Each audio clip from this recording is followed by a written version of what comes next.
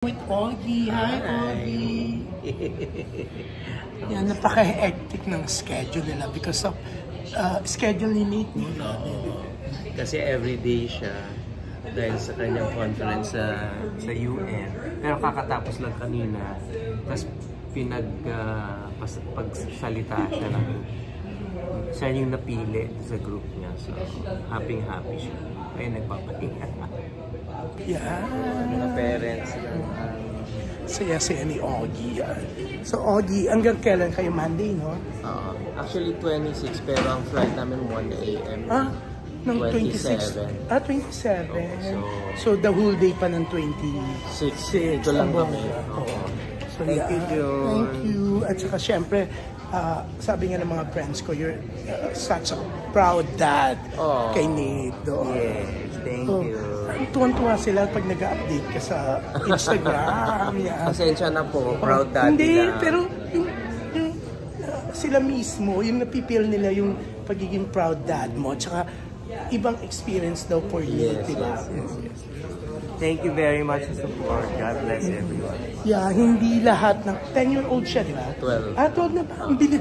Alam mo, parang hindi ko nabilang. 2011, no? Siya pinanganak ko. Parang, mag-20 na siya, teenager na. Pero, very wonderful experience. No? Hindi lahat. Ang ganda ng school niya, di ba? Ano siya, Centro Montessori.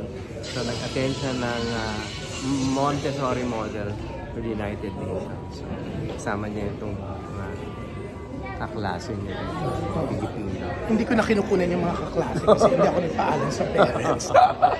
Kay Augie, nasama niyang pamamasyal. Tapos si Reg, from her 3 shows, nagpunta pa siya dito. Ang sarap, di ba? Sobrang pagod lang kaya ngayon tulog. Yeah. Pero later, you're gonna watch NBA. Manonood kami na NBA. Pero nag-Hamilton kayo, nakailang shows kayo? Ayun lang. Kami ng Hamilton kasi sobrang hectic schedule ng mga bata.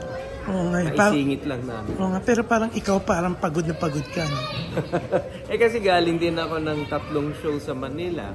Yeah. Tapos hindi lang 3 show, meron ka pang yung concert na official, pero meron ka pang sa Ayala Company. Oo, di ba? Friday, di ba? Tapos Saturday ka lang, nag-showtime ka pa. Tapos Sunday, umalis na kayo. Ang bongga, di ba? So, eto, medyo pahinga ng konti, pero hindi talaga. So, tapos nagkita kami ni Regine. Monday. Galing siya sa show niya. No? Sa Grayton, di ba? Yes. Ang bongga lang na successful yung 3 shows niya. Yes. Pero yung isa, marireschedule. Yung Saban Theater. Pero Augie, yan, singit ko na rin. Kanina sabi ko nakaka-proud. Proud father ka. Pero ang bongga ni Nate, yung sa isang na kailangan niya mag-present about Thailand. Pinag-aralan niya ang culture ng Thailand, everything. Tsaka